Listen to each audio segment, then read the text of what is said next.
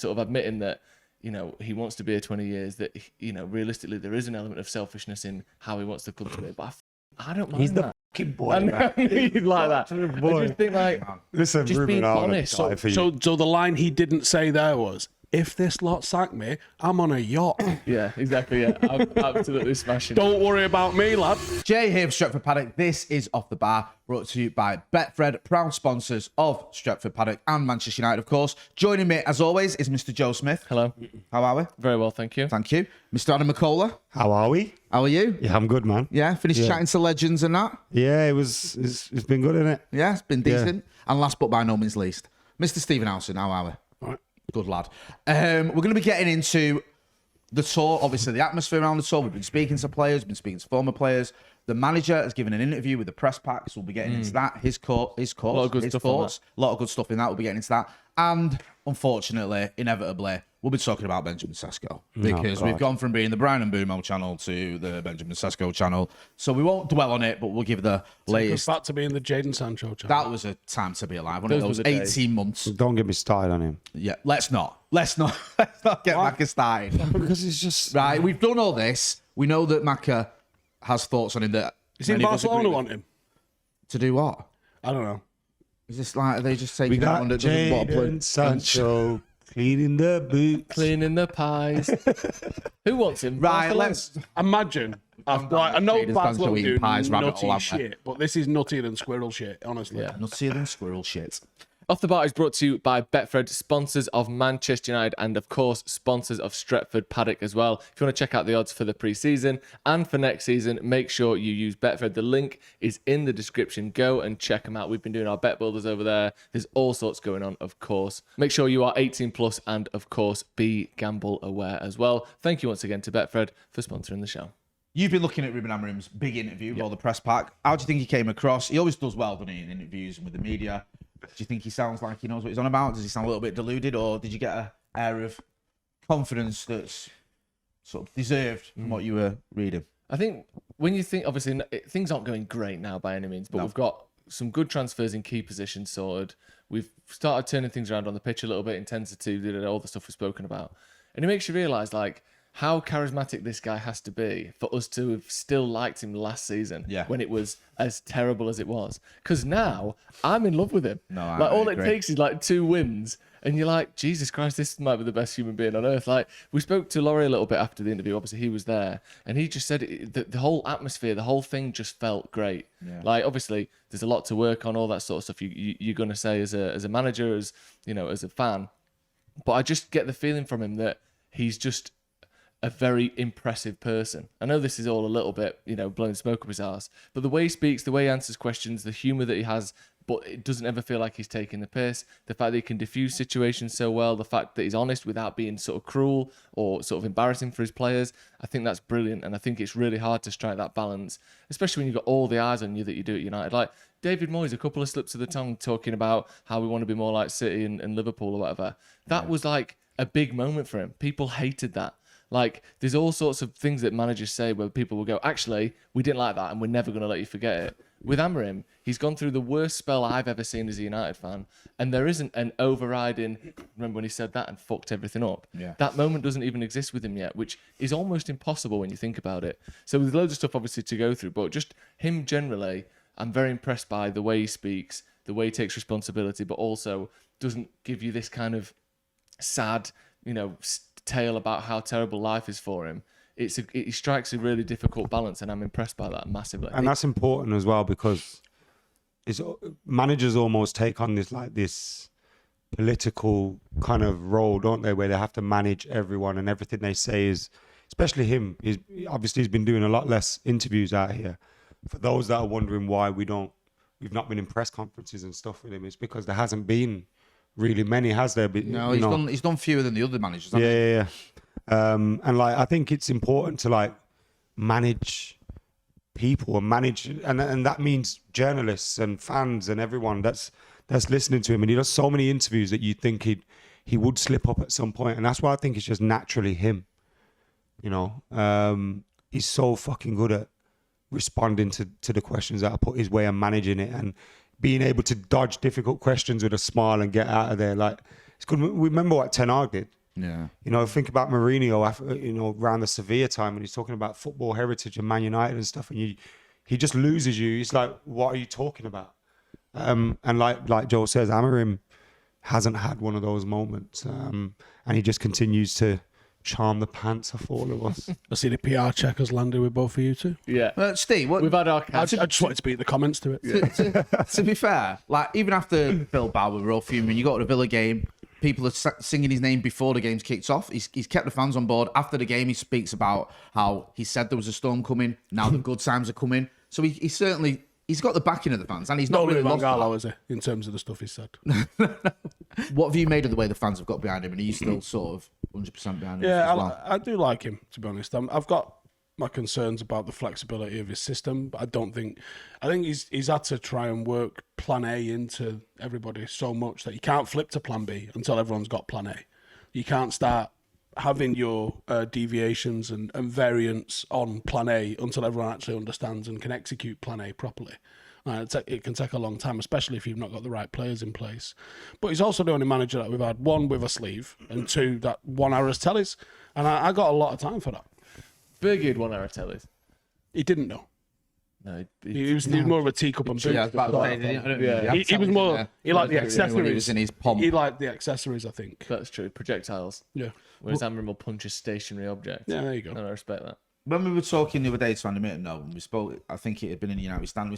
They said early doors, like he's talking the talk, but he's got to walk the walk. Yeah. And that's the thing in it. It's like saying the right thing after, games or in press conferences or in interviews is all well and good, and he does it superbly. But ultimately, you do have to get results. And now he's had this, or he's going to have had this window where you brought in some more players, so the expectation's going to go up. Yeah, massively. I know, and it has to, because we can't just, you can't just have an absolute charmer finishing 15th every season. That doesn't work either. They have to go hand in hand. But also, with management, obviously tactics are hugely important, and more so than ever. All that sort of stuff is huge. But the way you speak and the way you get your message across, whether that's to the press and the fans, whether that's to the players, that is a huge part of like what being a manager is. It's not we see this sort of charmer up front and that is irrelevant to his job as Manchester United manager. It's very relevant. Like, we know that Ten Hag knows tactics. We know that Louis van Gaal knows tactics, and that they were successful in other countries when they had teams that were very good for that nation, for that league and all that. But trying to get our players to do that, what they wanted, they found it almost impossible. And part of it is because they didn't communicate in a way that suited those players. That was coming out at a time, wasn't it, that Ten Hag was a little bit cold as a person. Yeah. Even though he was like a bit of a Rain Man when it came to his tactics, he couldn't communicate it. And we as fans, we think, oh, just do it anyway. We'd love to do it. We'd be desperate to do it. Give me a chance and I will sprint through a brick wall, whatever, just to play for Man United. But footballers obviously don't all feel like that, first of all. No. And secondly, that's easier said than done when you're actually in that environment. And that, a couple of your teammates are rolling their eyes when he says something, or he's got a little catchphrase that he uses that everyone's sick of, or, you don't really get what he's saying and then he's mad at you when you don't get it. Like, it is hard to constantly just have this, unwavering devotion to a coach despite the fact that you're not quite gelling with them. So if the players are feeling how we're feeling about Amorim, that definitely increases his chances of getting those tactics in their brains and, out on the pitch. And that is just as big a part of it as knowing them in the first place. Well, I think the management side of the personnel is probably the most important part of it.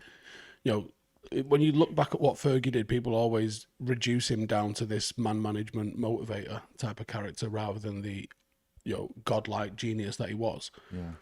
But the things that he excelled at was remembering your kids' names, remembering that your wife has just had an ankle operation, remembering, the small details to get you on side. And then, Nicky Butt's got that great story, hasn't he? He's like, has he just told me I'm not playing for 3 weeks, or that I'm dead important in 3 weeks? Yeah. Like, I can't tell if I've been dropped or promoted. Yeah. And I think the managing of the squad and the expectations of the squad and explaining to people why you're not playing this week, but actually, get yourself ready for Newcastle away because that's the game for you and things like that. That's the real key to football management, because ChatGPT knows the fucking tactics. Yeah. But communicating them in a way that the players can understand and get them on side, that's the big one. And, Mourinho obviously at one point in his career had a bit of a charm about him where he could do that. That feels like it waned later on in his career. He had it at United when he started. It became a bit better. Well, it also got toxic pretty quick at United. I think football just broke him a lot of times, and it changed him as a person with Mourinho on it. Yeah, because I remember going in the press conference with Mourinho early doors. That first season, and he had the press eating out of his hand. Everyone liked him. He was pretty jovial. And then, obviously, the Sevilla game, like you mentioned earlier, felt like a sort of watermark, didn't it? Where everything there was almost no coming back.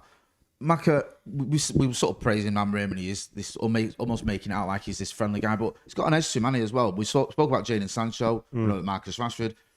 He's not. He doesn't suffer fools gladly, and if you're not on his page, you're out the door, aren't you? If you allow me to mix my metaphors. Yeah, I think he has to be, and I think also I think also his. You know, Ten Hag and that, I think they look, and all the previous managers would look at this setup and be a little bit jealous of Ruben Amarim. That's true. And I do think we kind of overlook that a lot when we're talking about managers.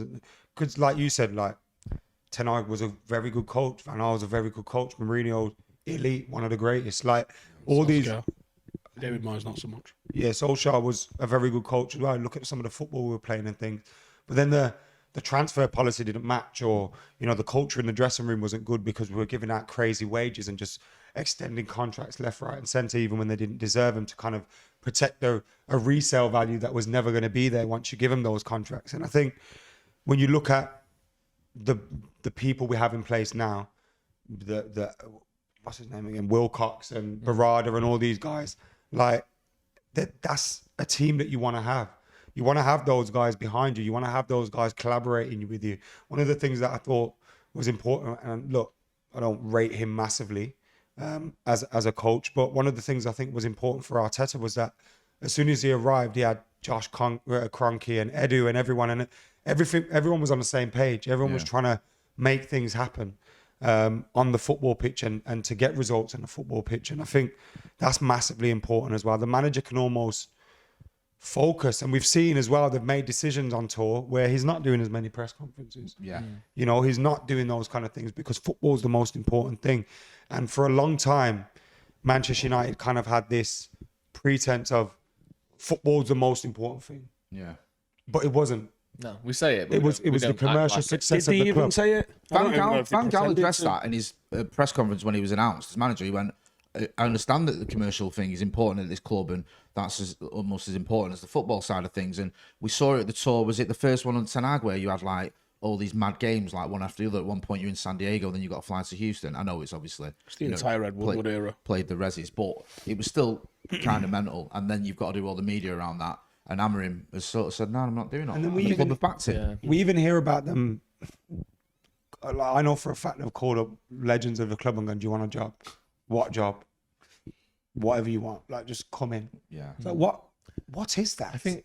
Honestly, we don't. United, you tell us what the job is. We'll give you 500. You tell us the title, and then we'll just. And write a wage down, and we'll pay it. Off the Bar is sponsored by Betfred, who are also Manchester United's official betting partner. So big thank you to Betfred for sponsoring us. You can go and check out all the latest odds. There's a link in the description. Always remember though, to be gambler 18+. It feels like for a long time United just became obsessed with their own image rather than football. It was like talking about fan sentiment graphs, talking about engagements on transfer signings, all that stuff you just mentioned there, Adam, about... Joe, it never got as bad as talking about the engagement on a Nobby Styles has passed away tweet. Do you know what I mean? And that literally happened. That was in that PDF thing, wasn't it, that they released about on a phone call. The best things that we've done on social media. Paul Pogba signing, and one of them, like you said, was... You know, the tweet announcing Nobby Styles' death was listed as like a great moment in our fucking social media history, which is obviously fucking hideous. It's mental, and the antidote to all of that would have been, do you know what tweet would have done the absolute nuts? Hashtag 21 Gadoosh. There you go. That's all you got to do. No, just fucking us lifting it. Whenever that was. That tweet surpasses anything else that you could have done. That's all you need to do. Get good at doing that shit. And you don't have to worry about it. Manchester City have got about 44 fans worldwide. And meanwhile, they've got this crazy revenue. Some of it's even legit, right? And they're getting sponsors coming out of their ass. Why? Because they're fucking pretty good at football. Yeah, Kieran Maguire says that all the time. He says, you know, sponsors want to be pictured holding the Premier League trophy, being associated with successful teams. Not It's black and white just- fucking photos. Yeah, it's not just a club that used to be really good at football but isn't anymore. It's about that sort of whole thing of like we saw with Chelsea, didn't we, where they was getting sponsors when they started winning titles, and Champions Leagues as well. Sorry, go on. But it does seem like you said, Adam, that this new regime, they're not just saying that football is the most important thing. It feels as though that's playing out as well. And that It feels feeds like through that's to being the allowed squad, actually doesn't it? happen. Yeah, of course. Like, because then you see people are less likely to try and take the piss. People are less likely to think, oh yeah, it's fine, I can just mess about, the manager will leave, I'll still have my nice sexy contract and no one can take it. Like, all of a sudden players are having to impress the manager and impress not even just the manager. Yeah. I think if Wilcox and Berardi and all them are going, hold on a minute, what's this guy here for? Their hands on and all. Like, no one's slipping through the net. Do you know what I mean? No one's going to be here in a year and you go, oh, fucking hell, he's still here. How did that happen? So I think, yeah, man, it's important. And obviously they've got a long way to go and they've got a lot more to do to fully impress us. But the right people are in place. And I think that's it. Ineos get a lot of criticism for like the Glazers and stuff like that. They're trying to make, with what, how much percent do they own? 27.9. With 27% ownership, they're just trying to make all these changes. I think it's going to be difficult and take a little bit of time. And I think we're starting to see some of the fruits of their labour at the moment. You just mentioned there, Steve, they're hands-on and all when you mentioned Jason Wilcox. I mean, was it Amrabat, I think, who alluded to the idea that he would have been at the club if it wasn't for Jason Wilcox? I think Eric Ten Hag wanted to keep him there. How important, how much of a positive do you think that is, that you've got someone like Jason Wilcox there who is as hands-on as you said? Well, his staff that we've spoken to that I've gone, tell you what, he's fucking impressive. Yeah. And there's people that we've spoken to that have had conversations with him. Obviously, I had a conversation with him. I don't know if he's good or not. He was nice. I mean, that's all I can say. The things he was saying made sense, but people have said stuff that made sense in the past and not been able to act on it. I liked what I heard, but what I was hearing was it is someone that is involved. It is someone that cares. It is someone that understands the magnitude of the job, but also the amount of work that's required in the job. And like I said, you're dealing with an ownership here that's getting all sorts of shit. Jim Glazer and they're dealing with 27%. But yeah, I think they're doing bits, and I think they care. Yeah. And I think they don't come out and put pressure on themselves like Rada did by coming out and saying we're going to win the league in 2028 unless they've actually got a plan to do it. And those who are joined at the hip, every time I've seen them, they're fucking about 2 feet from each other. Is that like Dan Ashworth the Chuckle Brothers? Probably was, yeah. He was probably pulling in like third wheel. He was probably putting in all mad references, and they were like, "We don't even watch that show. Get out." Yeah, you're not part of our gang. They was bouncing back Phoenix Knights, pissing themselves, and he's trying to throw the office in. We're like, "Oh, why don't you fuck off?" Speaking of a gang, go on. One of the bits from this sort of interview with Amarim that was interesting was him talking about this 6-person leadership. We haven't even spoken about the quotes. We've just spoken about how about him, big sexy Ruben is. The vibe. No matter what he said. What did he say? He spoke before we about go too far? there's talk about this sort of 6-person leadership team that's within the squad. So obviously the kind of the higher. Can we guess? Yeah, can we have a guess? So you can all have a guess each. I'll start with you. Has he named it? Yes. Yeah. Okay, so Bruno Fernandes. Correct. Right, one, go on. Casa.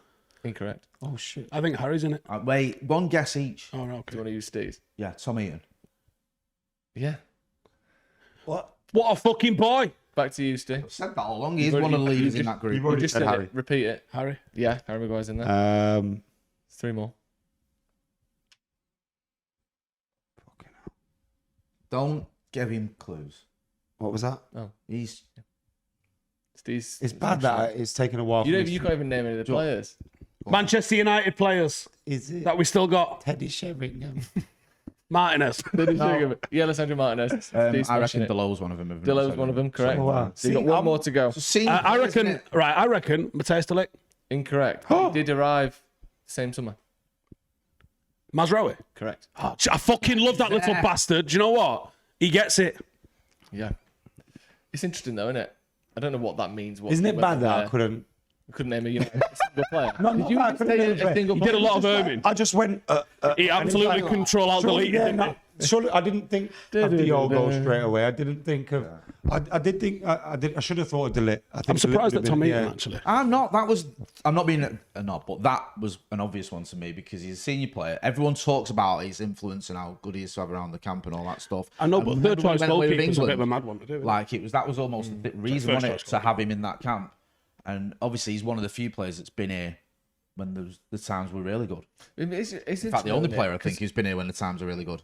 But no one knows what champagne tastes like. Yeah. Johnny Evans is moving upstairs. It's interesting that some of the players in that are like very new. Like Mazraoui's been here 8 years fewer than Luke Shaw has. Cantona was captain after a year. But it doesn't matter that stuff, does it? Because you can easily be it. And I'm not calling out Luke Shaw specifically. Shaw isn't in that leadership group. Isn't that weird? Well, it is a bit. But and doesn't it say a lot that Luke Shaw, Casemiro aren't in it? Not just Luke. Let's not just make it about Luke Shaw. Casemiro's not. I need to know more about this. You'd think Casemiro would be the first name out the fucking. Yeah. To be fair, you're right, because even when he wasn't playing, he seems to be like engaged on the touchline, talking to players. We've seen him give Maybe players it's because he don't fucking speak English. Yeah, he had a go Garnacho, didn't he, at the Chelsea game, and everyone was impressed because you don't see that very often. Well, people like. Also, maybe his personality is just to be a little bit quieter and just do his own thing. Yeah, but it's interesting. Maybe they're not thinking he's going to be here long term. Maybe. Do you think that's something that's been lacking? Maybe a core group of players that have been sort of.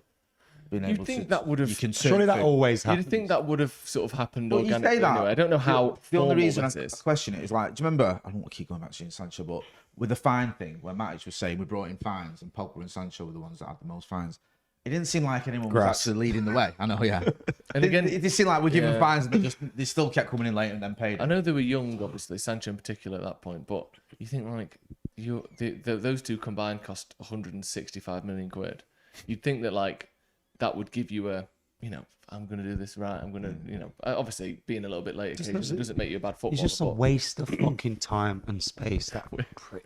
We can put a link into the last podcast. Yeah, let's not go down the Jadon Sancho. I'm trying to think who else we've got that's like an experienced player that you think might be in it. Obviously, like Hojlund's still young, Xerxes still young, Ahmad's still young.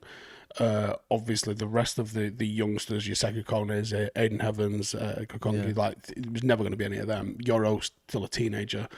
Yoro's you think? Boy, I mean, obviously, you're literally looking at Luke Shaw and Casemiro, the only two senior players, really. And Delict, I guess. Onana, maybe. Maguire in it. Maguire's in it. Yeah.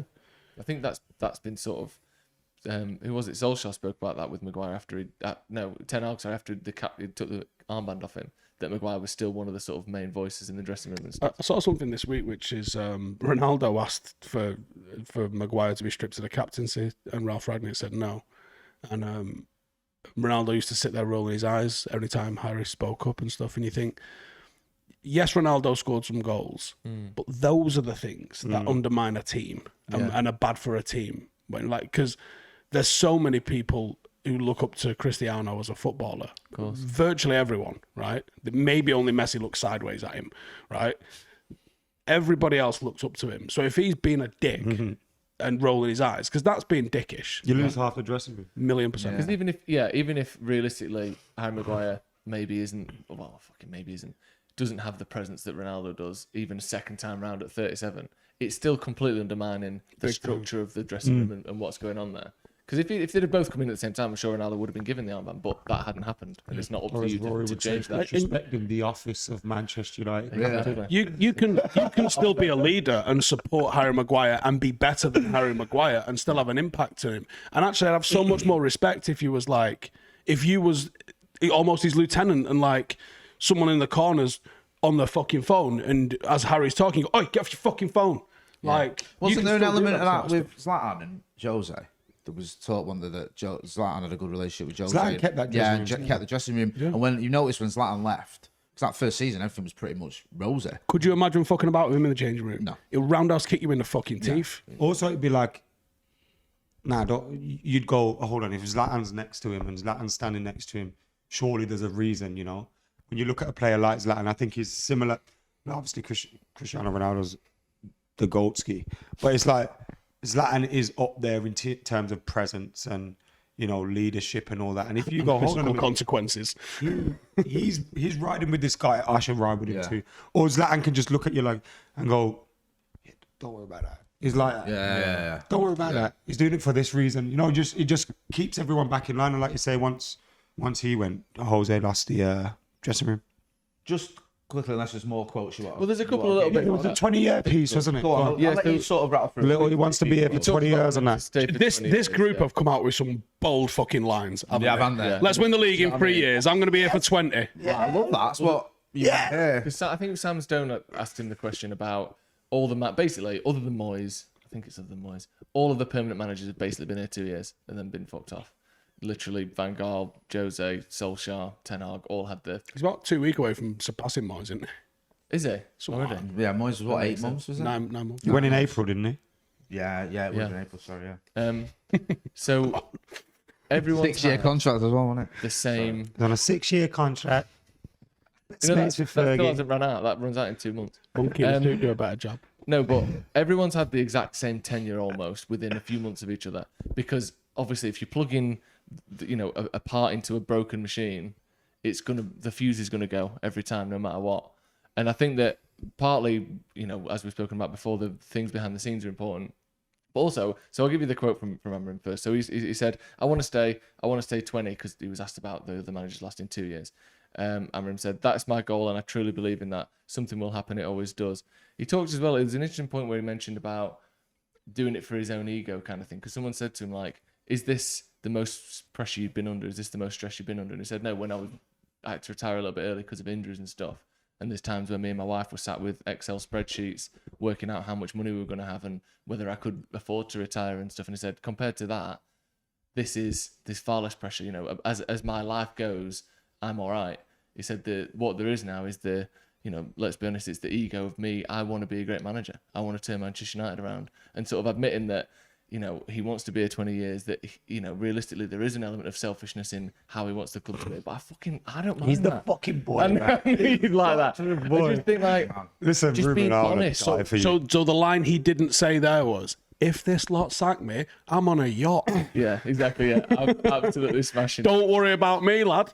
But yeah, I mean, obviously, like with Luke Shaw the other day, he's saying we want to win the league when realistically we're not going to win the league. He's saying he wants to stay for 20 years when realistically, odds are he's He's only got a 6-month contract on his Airbnb. Yeah, exactly. But I don't know. I just think to have a feeling that there could be stability again, because every 2 years, and then in between that you have an interim manager or a 6-month interim, or you've got a Moyes in there or whatever. It's been just shit, hasn't it? Realistically, Who's our next interim?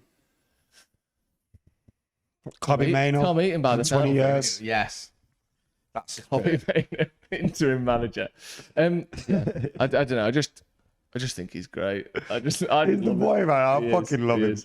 I swear down. I the just love media him. obviously like him, don't they? Class. They do, and Laurie was saying that. That too. helps. I was going to say how much does that, because Ten Hag, we saw him on pre-season, where you usually see the best of a manager on pre-season because it's all positive vibes, maybe a new signing. In the case of Ten Hag's first pre-season, obviously he's just joined the club, but he didn't seem to have that relationship with the media that Ruben Amarim's got. How much does that help? Do you think, Steve? You look at like the footy manager sort of ratings. If there was a charisma bar, Yeah. he was like a fucking 2, wasn't he? Rizzed up. I remember walking into the bar area, and Steve McLaren was in there holding court, like people had paid fucking money to go and see him. It was the entire bar was captivated by him, and you're thinking, fucking Steve, and I wonder if that was his job almost to soften that as a regime, because Ten Hag was just fucking Steve. He was, honestly, I just sat at the back and I watched Steve McLaren captivate like 40 people. Mate, if he'd have tried to chop any of the ladies that was in there, he was leaving with someone. What, he does so Fucking well. going with something. Then I'm going on with something. Just a little turn of phrase. Honestly, unbelievable techers. He's- I was nearly going on with him myself. You would have done if you'd have asked. Silver tongue Steve. Come on, brother. Wait, who is that? You finish with it? All his pubes in you go. Steve McLaren's pubes. Will be a new rock bottom on this How have you podcast. sunk me here? Hey, Disgusting, Joseph. I thought he was Disgusting. doing badly when he was Disgusting. talking, and somehow lowered the bar. But yeah, Well, off the bat. It matters. You got to have charisma. Yeah. And he left, didn't he? Steve McLaren just sort of Imagine Homer getting Simpson's rizzed back up into by the bush Steve for that. McLaren. I will Hey, not have- Steve McLaren is Jamaica national team manager. Can you imagine the time he's having out there now? Right in there, Kingston? daggering everything. Oh that moves. my God. Save us. I want to have Factor Steve 50 up McLaren's to dagger bandied around this podcast willy-nilly. Yeah, a little bit of You know decorum. he's ginger, so you know Please, boys. he'll crisp up in that heat. Right. He's factor 50. He's giving it. Who's this here now? I'm getting a call. Nice one. It's probably from our lawyer. Yeah, probably. Can we talk, It's all the boys. should we talk about Go on. transfers a little bit? Yeah, we've not spoken about Benjamin We'll Sesko. just give the latest news. 35 We'll just give the minutes. latest and then we can get back to Steve's phone call. The dizzy eyes Comment of below. Steve Do you want McLaren's more on bag. Steve McLaren or do you want to move on? Yeah. Go on. Where are we up to Interactive with Benjamin this pod. Sesko? Because I'm losing the will. So here's the latest as it stands as we record. Yeah. Just leave it. We should just leave it. Is he a swordsman? No. See, he's not a good striker then, is he? So What do you want as a Dwight Newcastle York? put a bid in. Newcastle put a bid in yesterday Stop saying words. for 75 million euros plus 5 million. That's the reported amount. That's hard. Leipzig deemed that to be not satisfactory. Because the way it's all phrased is an odd one because it doesn't say they want loads more cash. It's they don't like the deal. That they have rejected the offer. Do they want Rasmus Hojlund? I don't know what they want. So then the other thing is we also found out yesterday. I believe there was a piece about Rasmus Just Hojlund laughing at any word and the- that's remotely cedar. the phallic. No, it's because me and Joe always used to let peace randomly.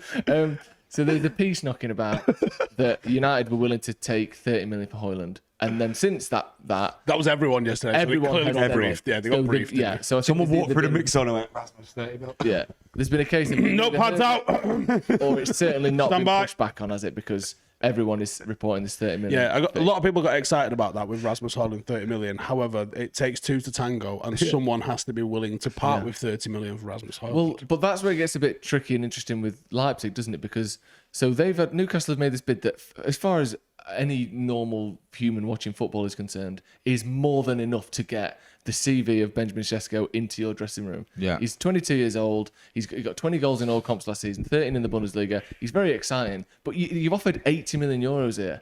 Like, he's not, Ekitike, you might argue, he's got a similar number of goals, but also his game is more well-rounded. He's more of a creator. He can do a little bit more. Sesko is a type of, hold up a little bit and a goal-scoring machine. Edit. And he doesn't score that many goals. No. So how can he be worth? So it gets a bit weird to me when I think, is it because Leipzig want Hojlund? Is it because Sesko wants to join United? Because there was also a report out of Slovenia that he'd prefer Newcastle. I think if he wants Newcastle have bid roughly what Leipzig want. Why hasn't it happened? I'm starting to question it personally. I think United are still in this. Is the Newcastle bid also sort of, would they be justifying it maybe in the sense that they're going to get so much money for Isaac? Because he's going to go in here.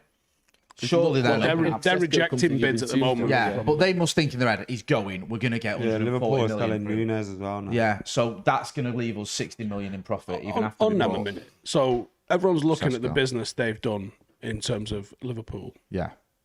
Ekitike, potentially Isaac. They've still got Salah, and they've just signed Wirtz. How do all them fit into a team? I think Ekitike is going to be on the bench. For 80 mil? That's mental. Not only because also we've had players for 80 million who end up on the bench after one season, but we've never signed a player that Thank was, God they are. yeah, 80 million quid, take a seat. That has that ever happened in the history of football where by the time an 80 million pound transfer played their first Premier League game, they were literally a second choice? Probably at City. I don't even know if it has at City, has it? Who was it? Julian Alvarez, it was like 20 million. Because they sold him. They sold him for 80. They sold him for 80 million. But they didn't Alvarez sign him was for 80. quite cheap. I literally No, don't it think that's says. ever happened before. Because, like you said, there's a chance that they've got Isaac up front, what's his name, Wirtz in the 10 or maybe out to the left, and Ekitike on the bench. And he cost 80 million. It was quid as well. It wasn't euros. It's like 90 odd million euros. That's absolutely mental. I almost hope Isaac goes there. How I are just these think he's strikers? Look, Ekitike might be the fucking next R9 and Sesko might be Let me just the stop you next there. Harry Kane or whatever. Yeah, They're not, are they? They're not. No, but the point I'm trying to. And how the fuck are they this much already? Like, what is going on? Because there's no 90 million. strikers. It's a scarcity 80 market. million for these lot, man. We were talking earlier, weren't we, about Stinks. United being linked with the likes of Batistuta and stuff like that in the 90s. Where are them? Where's them absolute bagsman now? Batistuta would be worth, I think the phrase is all the jewels and diamonds in the world. Because it's all inside forwards and fucking false bollocks. And Because strikers aren't the most important position in football anymore. They used to be. Fullbacks. Well, but it probably is wingers and inside forwards. They're your number one because they can get you 20 goals and 15 assists a season. Number 6, there's like this centre backs are hugely important because they're literally top the charts for number of touches and passes every single season in the Premier League. Strikers used to be, if you've got a really good striker, they can get you 25 points by themselves. Now, look how many teams have won the league with subpar strikers, or like obviously not subpar, but Liverpool won the league last season without a striker. Literally, they played Jota up there, they played Nunes up City there. have won the league. They aren't Yeah, strikers. they've done that. City have won the league Yeah. without a striker. Before That Ireland. just did not ever used to happen. Speaking of without a striker, is Arteta going to be under pressure this year if they don't do McKola again? Yeah. Should he think go? It depends on how that looks, because last season they didn't win out, but that Champions League run, beating Real Madrid, that got a lot of fans Battering on board. Yeah, battering him, and obviously I know it's second again, but you're still there or thereabouts. I think if he was to finish second again and they had another Champions League run, I don't think they sack him at the end of that. I think it's the nature of it, because you cannot win a trophy and have a positive season, or you can win the Carabao Cup and finish 10th. Them absolute widgets here that are Arsenal fans will be gunning for him if he doesn't lift a trophy this year. If there's a big manager available at the end of the season and he doesn't win anything, I think he could go. Well, like Sam Allardyce. It's like an Allardyce. What do you reckon? I think it should fuck him off already. Really? Yeah. And get who? Just give I could up see him with getting that Nagelsmann project. or someone like that at the end of the season. Really? Ooh, Yeah. After the World Cup. After the World Cup. If Arteta don't win anything, and let's say it's not a heavy title charge, Yeah. within 5 points or whatever. Yeah, if he's not comfortably in the top 4, Yeah. the little action man looking fuck spent about $1 billion Yeah, he has For- spent for loads, Nitch. and they underperformed for didn't they, coming second twice. years. Do me a favour. And the copy one wasn't. Emery's. It's an FA Cup. We literally sacked a fucking manager with the same day he won an FA Cup. And he came halfway through the season as well. He didn't even do it. He did do it, but he didn't. You know what I mean? It's like, what was it, Ben Davis winning the Di Matteo. Carabao at Tottenham? Did they play that? Was it Newport they played when they had the fat lad eating a pie on the bench? Was that Oh, that? yeah, for was that, cash. Was that? When are you getting pied up for cash? Yeah. Did you see that? It was an investigation to that. Like, hang on a sec. Why have you eaten a pie on the 27th minute? And weirdly, loads of people have bet on that. But he did it every game, didn't he? It was like, and then there was like this investigation. So it's like, damned if you do, damned if you don't. Like if you hadn't done it, and loads of people, I don't know. It was a bit of It was weird. one of those throwaway lines where he looks like the sort of guy that would eat a pie on the bench, and it was like, shit. can we gamble on that? Oh shit, he's eating a pie right now. This is It's fantastic. just annoying though, and frustrates me with Arsenal that towards the end of, or by March, because usually it's over by April, isn't it? They're like the only team that are remotely near the top, other than City and Liverpool. It's like it's either City going to win it or Liverpool, or maybe Arsenal could do something. And they never do. I'm just sick of it. I can't wait till Berardi and Wilcox and all the rest of them. I think Gyökeres Amarim changed get how they their play, acts and I together. can't wait. They aren't going to be anywhere near as effective. In a bad way? Yeah. Havertz used to get like 30 touches of the ball. Gyökeres gets 4, but scores 2. Yeah. They're not going to be anywhere near as effective with possession. They need that possession. But then people thought that about Haaland at City, or asked that same question at least. Yeah, but he was always going to score a an mega madness. monster. Like what I noticed the year before they signed him, like De Bruyne and that were crossing to fucking Gabriel Jesus, and you're like, what are you doing here, you? And then obviously they bring Haaland in, and you go, oh, that works. Makes a bit of sense. Yeah. Haaland's basically got a goal a game since he was like 17, hasn't he, as a professional? It's probably longer than that. There or thereabouts. Well, yeah, when he was a kid, he was probably scoring 3 a game. The Hojlund thing, I know obviously he's not anyone's favourite person in the world, but I do have a Must be someone's. No, yeah, because Has his mum got more kids? no, I don't Imagine. know. I think he's And she's like, same. he's got to be the favourite in that family. But I Prefer Ronald. I would like to express some reservations about Ronald swapping him for. I've heard you say this for a Sesko. few times. Go on. Why do you think this could be a bad move? Because I'm not 100% certain that I think Sesko is a better player. Right. I don't know how much better he is genuinely, because I think Rasmus Hojlund would get 13 league goals in Bundesliga. He got 10 in the Premier League when we signed him when he was 20 years old. Sesko's 2 years older than him and got 3 more goals in a much easier league. Also, we've only got one striker. I know Cheeto's a striker, but he's 17. Big Zerk. He's not ready to play for Manchester United. His mate. Xerxes, I don't think is a striker. I can't imagine him.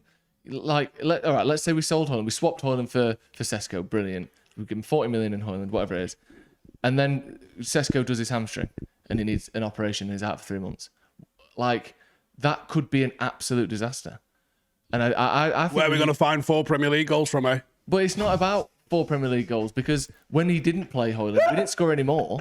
It's not like when Hojlund came out, Steve, that our goals went through the roof, did it? No, because we was trying a child. Yeah, but and he nearly did. But no, Xerxes played up front. We saw Bruno dropping deep. We saw Kobe Mainoo playing up front for a game. It wasn't like it was plain sailing without him. It's less about the pure goals that you get from Hojlund, and it's more about the fact that I've seen fucking bird shit move better. Also, Xerxes I know he's not the most prolific goal scorer, but he's a lot better in doing the other things. And like we just spoke of, there's been teams that have won the league without a striker. If you get the system right, you know. Jay-Z can link play, and with Cunha and Bumo, I think you've got runners ahead of him, and I think you'd be Irie. Drop deep, pull strings. I don't know. If it was up to you, would you make that deal? Because you sort of backing him, but I don't feel like you're fully there. Because I'm not in love with Rasmus Hojlund. I know you're as the not. player. I'm just sort of curious. If we sold Hojlund, I would get 2 strikers in, and it might be Sesko and Calvert-Lewin or something like that. I wouldn't be against that. But I personally would just keep Hojlund and buy Sesko. Mate, I got lit up for saying that. I was like, I would take Calvert-Lewin, but he's the second striker through the door. Yeah, but he has to be. Yeah, because you need 2 players. If you're going to bring in the position. second striker, they've got to be aware that they might, because someone might not do their hamstring. Yeah. So they might not get any games at all. Yeah. You know, we've got 38 league games. You can have a striker that plays all them. I think I'd be bang up for that. You know, pretty much every game last season. Rasmus Hojlund goes off to Leipzig and you bring in Sesko and Calvert-Lewin, I think you've absolutely leveled up that front line. Yeah. Without bringing in some of the world-class superstars from back in the day to a level that you honestly couldn't have got it better, really. Because you was never signing Isaac, right? So let's not pretend that was even an option. It was never an option. But I think if you brought in that, and even though my preference is Watkins over Sesko, I think bringing in Sesko, Calvert-Lewin, and Bumo and Cunha is a fucking serious upgrade on our line last year. Do you reckon United, if Sesko does end up going to Newcastle, will move for Watkins? Do you think this will come? Yes. Something could happen there. Yeah. Because until like this week, it looked like that was more likely, didn't it? Yeah. That was all the noises we were hearing. It was like actually Watkins, that deal could happen, and then maybe it was just a smokescreen for Sesko. And others said like Sesko's the priority, and that's it then. But we never know. We don't know how this Newcastle thing's going to pan out, do we? No. Is there a reason why he would choose Newcastle? I know obviously Champions League. Is it just purely that, do you think? Yeah. Champions, and I don't know what's that. Gonna read news house and South Shields penned up for you, late man. I genuinely have no idea what the fuck you just I said don't there. either. Normally, I can't. Yeah. I can't get that. I said you got a read news house in South A Shields. very nice house in South Shields. Penned up for you, lad. All sorted for you, fella. Perfect. I love that. Got you one of them black cards for the magic bus and all. You get a free bus pass at any Are time. they paying big wages though, Newcastle? I don't. Well, they Free don't know. Palmo Thursday nights down at Borough. I've set him off now. Hey. Maybe they could throw some money at him that we wouldn't. I don't know. I don't know. They don't do that. Do they not? Not really. Right, they don't spend okay. more money on wages than we do. Right. Listen, if we want Journalist in his family. Benjamin Sesko, he comes to Man United. You don't go to Newcastle. It's just a matter of if we want him. I love I do how feel like that's Newcastle are sure getting the case. rejected by everyone who they're trying to sign, That would including be players great, that wouldn't they've it? already signed. That would be hilarious. Yeah. Even players that they've already got are like, They're get me losing them. to fuck. So they thought they were getting a Brumo, didn't they? That didn't happen. And who else for the info? Mark Gay. Mark Gay was like, hey, I'd rather stay in fucking Croydon, thank you. Yeah. And then Sesko. We got every player they wanted, and they lost Isaac. Even though I'd be gutted if he goes to the Scousers, it would be. Also, it's like they just go, oh yeah, we got Champions League football and we're top four and we won a trophy. Oh yeah, the people come to us over Man United. Richest club Do you know who we are? richest club in the world, in the Champions League, on a far better trajectory than us, can't sign a fucking carrot. But they're not. Absolutely mint. They're not. Who are you signing? Alanga. Well played. And they gave us some money for that. Yeah, enjoy that. Yeah, they paid us to nick all their Not transfer fucking targets. fair, man. We're forward massive.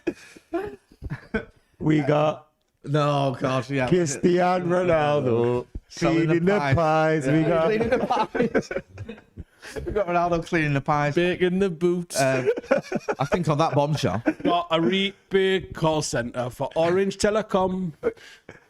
That might be the place where we wrap this up then. I think we've covered all the major points City there. are a massive. Because all the E now, I messed up. Right, They got the biggest floodlights in the Oh, do you Premier remember League. that? Got Kevin the City family Bacon chant. on our advert. Yes, thank you, Mr. Howson, as always. Thank Shabba.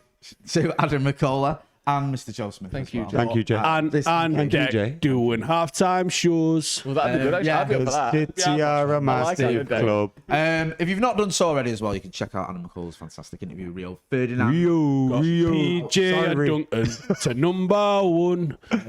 The fog on the tide This is gonna mine, go on all for hours, by the mine. way, after we've stopped recording. A big thank you to Betfred for sponsoring this podcast. There's a link in the description. Always remember to be gamble aware 18 plus. And also, did I thank you? Yeah. All right, okay. Yeah. Thank me twice if you want. Well, you deserve it, as always. Jay. That's been Joe Smith. That's been Adam McKola. That's been Stephen Howson. I've been Jay Motty. This has been Off the Bar. Don't forget to All like, together share, now. and subscribe. They've got... Fucking the times got the on Taylor's good, yeah. the times on everybody. Cristiano Ronaldo cleaning you up. Right, that's